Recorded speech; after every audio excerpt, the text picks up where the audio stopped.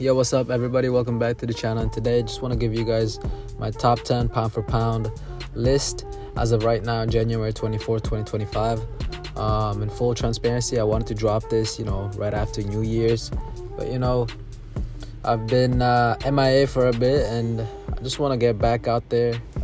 Life's happening, work is happening. You guys know how it goes. But if you're new to the channel, know that I do make these lists a little bit different than the common lists out there. I do incorporate a tier system into it, whereas if a fighter is in the same tier as another fighter, it generally means that they're essentially interchangeable depending on what you prefer. One more thing is that I used to make these lists based off who got the actual official wins on the record, even though I would disagree with decisions and whatnot. So seeing as this is my list, I do feel it's kind of important that I value my own opinion foremost. So I understand that some of you guys will disagree with my rankings, and that's cool. In fact, I do want you guys to tell me why you disagree and tell me your own list down in the comments down below. But I don't want to ramble on too much, so let's just get it going, starting with tier 4. Now in tier 4, there are 4 names competing for spots 8, 9, and 10 on my list. These guys are Gervonta Davis, Junto Nakatani, Shakur Stevenson, and Vasily Lomachenko. I do feel all 4 definitely has an argument for top 10. Obviously, they're here in the same tier. Tank being a 2-division world champion, he has good names in his resume. And of course, he's in the absolute prime of his career. He's looking like a killer every time he steps out into that ring. Junto Nakatani is a 3-division world champion. Has looked unbeatable. And honestly, most people think he'll give hell to Inoue, who is a top 3 pound for pound right now, as well as a top 5 pound for pound talent in Bam Rodriguez. Junto is young in his prime, and he's just rampaging through divisions down there. Shakur Stevenson, another 3-division world champion, definitely a pound for pound talent, one of the best pure boxers in the game. He's young, he's in his prime, and statistically he's the best defensive boxer in the game right now. Now, Vasily Lomachenko is the opposite of these guys. He is on his way out. He's no longer in his prime, but he is a living legend, and he is still that damn good. He has by far the strongest resume out of the 4 and looked mighty impressive against, Kambosos and Devin Haney in his last 2 fights. And yes, I do believe that he beat Devin Haney 8-4. So that's why he's on here and Devin isn't. Like I said before, I do think that all 4 of these people has a case to be in the top 10 pound for pound. But guys, for me, Junto takes the 10th spot, Loma takes 9th, and Tank is at 8. Listen, guys, Tank is at 8 because honestly, after Lomachenko, he has the best resume here in my opinion. And I think the Frank Martin win is the best win out of these 4 in 2024. And I happen to think that right now, if they were all the same weight, and if they all fought, I think right now in 2025, I think Tank would come out on top. He would beat Loma, he would beat Shakur, and he would beat Junto if they were all the same weight. Obviously, I'm making it sound like he's just going to wipe them all out. No, it's not going to be like that. But I do think at the end of the day, when the smoke clears, he's going to be left standing. So for me, he takes the 8th spot. Loma takes 9th because he has the strongest resume, like I said. And it's not close, but he is on his way out. So he's not as active and frankly not as good as he once was. He's a tad slower. Defense isn't sharp. All that. All of these normal things, natural things that happens when you're on your way out, right? But like I said earlier, I do think he beat Haney 8-4. So that's why he's on here. As well as, he beat Kambosos and he stopped him. Completely outclassed, beat up, and knocked him out. Someone a prime Tio couldn't beat, and a prime bigger Devin Haney couldn't get out of there after, 24 rounds. Loma took him out on his way out. So that speaks volumes to me. Now the 10th spot was a tough one for me between Junto and Shakur. But, ultimately I went with Junto. Just honestly, this is the difference just because of his activity. These guys are both 3-division world champions, both in the prime, both really skilled, both, they're good. But Junto also has more power, but the difference, like I said, the main difference is the activity. Junto just keeps busy, man. Since 2023, Junto has had 5 fights, and he already has another one scheduled, whereas Shakur has only had 2 fights. That breaks the tie for me. When it's that close, that breaks the tie for me. But moving on to tier 3, I have 3 names competing for the 5th, 6th, and 7th spot on my list, and they are, of course, Canelo Alvarez, Jesse Bam Rodriguez, and Dimitri Bivol. And I can already feel the hate. Some of y'all see that Canelo didn't crack top 5 in my list. But honestly, some of y'all are not ready for this because I do have Canelo at number 7, guys. I do have Canelo at number 7. Bivol is at 6, and Bam is at 5. Listen, Canelo is at number 7 because since he lost to Bivol in 2022, he's fought nothing but B-level competition, or, in Charlo's case, someone who is 2 weight divisions below him. He hasn't looked spectacular in those wins either, guys. Yes, he fought 2 young Hungry Lions in Munguia and Berlanga, but I never thought highly of them, to be honest with you guys. And I don't think those wins will age very well. We all saw what happened to Munguia. No hate, just facts, you know what I mean? I got no problems with Munguia, but I'm just stating facts here. And I never thought anything of Berlanga. And I think that Berlanga win is not going to age well at all. I think he's going to lose anytime he steps up. If we're talking Plant, I think he loses to Plant. You know what I mean? If we're talking Munguia, I think he loses to Munguia as well. He's marketable, but his boxing career just won't amount to much in my opinion. So for me, Canelo is firmly at number 7. I love him. Don't get me wrong. I love him. He's the face of boxing by not even close. He is the face of boxing. He's an all-time great with a great resume. But as of right now, I do have 6 people above him, and I think that's okay. He's also not in his prime anymore. You know what I mean? So now in 2024, Bivol fought and whooped Malik Zinad, who actually did pretty well, but was ultimately outmatched and knocked out, guys. And in my opinion, Bivol clearly and convincingly lost to Beterbiev. He got outworked, outmuscled, and outwilled by the older fighter. He was forced to fight Beterbiev's fight, and he lost. He's lost to Beterbiev. It was a big loss, but it's not detrimental to his rankings, in my opinion. In fact, it doesn't move at all. In my last rankings, he was at 6. He stays at 6. As well as Canelo. Canelo was at 7 in my last ranking, and he stays at 7. Yeah, not much to say. Bivol is really, really good. He's top 6, guys, for Christ's sakes. He's top 6. That's good. But anyways, that leaves Bam at number 5.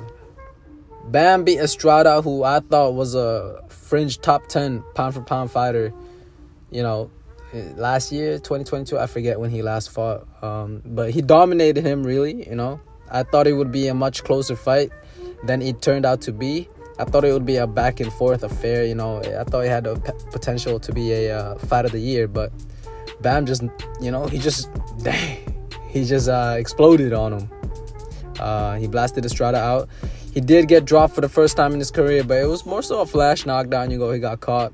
He stood right back up with a smile on his face and proceeded to deliver probably the most devastating body shot knockout in a high-profile fight of last year. Hell, in a few years. That shot was crazy, guys. After that, he completely outclasses Pedro Guevara, someone who doesn't belong there, and he showed. Bam is an incredible fighter, guys, who has potential, honestly, to be the number 1 pound-for-pound fighter in a couple years, depending on how his career goes. But he's a talented young dude. Bam is at number 5. Moving on to top 5, and in tier 2, I have 3 names competing for the 2nd, 3rd, and 4th spot. These 3 are really interchangeable. You can swap them around, and I wouldn't be mad at you at all. All three are phenomenal. All three are all-time greats. And of course, guys, if you didn't know already, I'm talking about Artur Beterbiev, Terence Crawford, and Naoya Inoue. I'm gonna start with Beterbiev. He dog walked and completely demolished Callum Smith to start off the year. And in my opinion, as stated before, clearly beat Bivol in one of the most impactful fights today. However, I do think he underperformed a little bit in that fight. His age and vulnerability kind of finally showed, you know what I mean? I was expecting a knockout victory for him, but, he still got the job done in convincing fashion. So he definitely has an argument for being number 2. He's now undisputed and has literally cleared out all of light heavyweight. There were 3 big names in that weight class in recent years, right? It was Beterbiev, it was Bivol, and it was Gvozdyk. We all know what Bivol has done. He beat Canelo and Zerto. And Gvozdyk, he put the previous man of the division in Adonis Stevenson in a coma. Beterbiev has both of them in his resume. So let's just think about that. His resume is pretty damn deep too. Marcus Brown, Anthony Yarde, Joe Smith Jr., Kalajic, who, almost upset the highly touted David Morrell. And as mentioned earlier, Callum Smith. But moving on to Terence Crawford, his case for the second spot, well, I think this is the best and most important one, is that he could quite possibly be the best fighter in the world right now, today. Meaning if everybody was the same size and weight and they all squared up with each other, one could most definitely argue that Terence Crawford would beat everybody. He would come out on top. He's extremely sharp, very technical, clever, and probably has the deepest bag in the game right now. He's a 4-division world champion, undisputed in 2 weight classes, and in 2023 he beat a fellow pound-for-pound staple in Errol Spence Jr. Completely outclassed him. However, in his junior middleweight debut, he did struggle a little bit. There's a lot of people that even say that Madrimov got robbed. I'm not one of those people. I thought Bud won a competitive fight, but I scored it 8-4. Madrimov he did great, but I thought Bud was just about nicked a few close rounds. Very competitive though, and Bud definitely got touched up. We all saw he got touched up. It's cool. It's boxing, And some see that as a major blow to Bud's resume because, Madrimov only had 11 fights in his professional career, but and he was a little bit unproven. So to struggle against someone like that, well, a lot of people just didn't like that. I personally thought it was a good win. I credit him a lot for that win because I thought Madrimov is good. And I think that win's going to age really, really well. So I give credit for win for that, and that's his argument for number 2. Now, Inoue is another legend competing for that number 2 spot. He actually just beat Kim earlier today, which I haven't even had the chance to watch yet because of work. I'm actually making this video at work right now. I got some time. But I did see the highlights. He knocked him out in the 4th round. But anyway, another legend who, along with Crawford, has an argument for being the best boxer today. Probably the hardest power puncher out of the 3. To me, Beterbiev just has naturally heavy hands, and Bud has that quick, snappy power, whereas Inoue really loads up on his power shots and he punches through his target. You know what I mean? Inoue is also the most active champion today, I believe, or at least most active undisputed champion today. Definitely the most active out of these 3. He had a good 2024, beating and honestly destroying Luis Neri and TJ Doheny. And sadly, Sam Goodman was also supposed to be on that list, but he kept pulling out, so he had to fight a replacement opponent in Kim earlier today. But Inoue, like I said, along with Crawford, is a 4-division world champion and undisputed in 2, and is in his absolute prime right now, in the peak of his powers. So, how do I rank these 3? Like I said before, I honestly think that these 3 deserve the 2nd spot. But for me, it's got to be Beterbiev at 4, Crawford at 3, and Inoue at 2.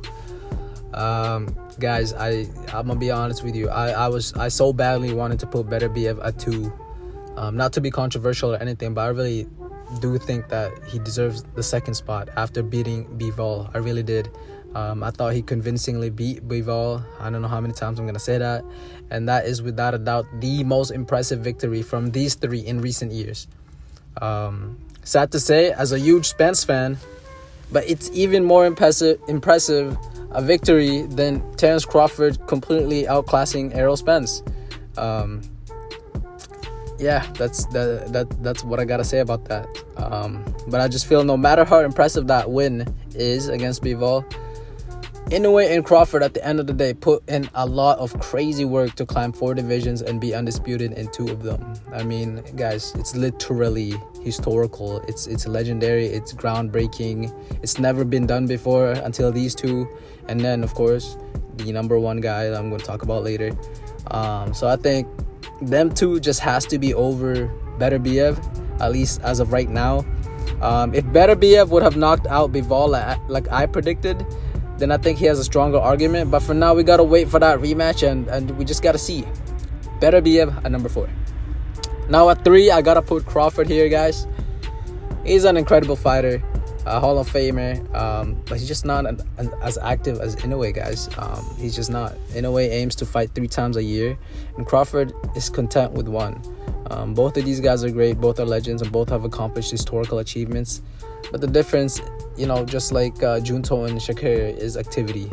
Inoue has a lot of haters and a lot of racists going against him, asking who has he fought, blase. But to be honest, guys, I bet 90% of you has never ever heard of Madrimov until Crawford fought him, right? At the end of the day, both of these guys are just fighting champions or ranked fighters in their respective divisions.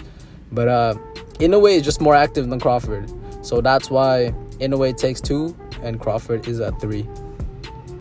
We get to tier 1, where there is only one man fit to be in the number 1 spot. And that is, of course, none other than Alexander Usyk. This man has literally completed boxing. There's nowhere to go now for him. He's undefeated and undisputed in 2 weight classes. Beat the giant in Tyson Fury twice. Unquestionable victories as well. He beat him twice, guys. Beat Dubois and beat AJ twice as well. He literally collected belts in cruiserweight and heavyweights, cleaned out both divisions in under 30 fights. I mean, what are we doing? Come on, that's crazy. And he wasn't fighting bums. He was in one of the strongest, if not the strongest, cruiserweight era, and he beat this 6'9" mammoth of a man who had a 40 and a 60-pound advantage over him, as well as like a 6-inch reach and a 4-inch height advantage, 5-inch. We don't even know. He's literally fighting way above his weight class, guys. Like, this is insane. This is unprecedented. Usyk is without a doubt number 1. The relevant names in boxing today in the heavyweight division have all lost to Usyk or has lost to someone who Usyk has beaten. Like I said, Fury, he beat him twice. Fury beat Wilder twice. If we go to AJ, he beat him twice. AJ beat Joseph Parker. Now if we go to Dubois beat Hrgovic and AJ, and Hrgovic beat Zhang. I mean, I know boxing doesn't work like that, but he's literally standing on top of that pyramid, y'all. Like, it's not even close. It's not even close. You guys are talking about Martin Bakole. Usyk beat Michael Hunter, who stopped Bakole. You know what I mean? Like, what are we doing? Literally everybody that's relevant today is all linked to Usyk, and Usyk has always been victorious. I mean, that's crazy. Do you guys get that? He is him. This is his era, and he is the greatest of this generation, guys. The only guy who has an argument, because he isn't even close to being done, is Inoue, but he still has a lot of work to do, guys. But that's a video. That's a topic for another video. All right, so that's my list, guys. Another super long video, but I do want to start making videos again. I took a long ass break, but we back now. You know what I mean? We back. Oh, and to end off this list, I do want to give you guys, some names to watch out for 2025. These guys definitely has the potential to crack top 10. Obviously, I was just talking about Shakur Stevenson. He's one. Kenshiro Teraji is another. David Benavidez, Oscar Collazo, Jai Opataya, Daniel Dubois, Teofimo Lopez, Virgil Ortiz, and Jaron Boots Ennis. I'm sure I'm missing a lot of names out there. I personally left him out because I just don't think he has a path to get there just yet.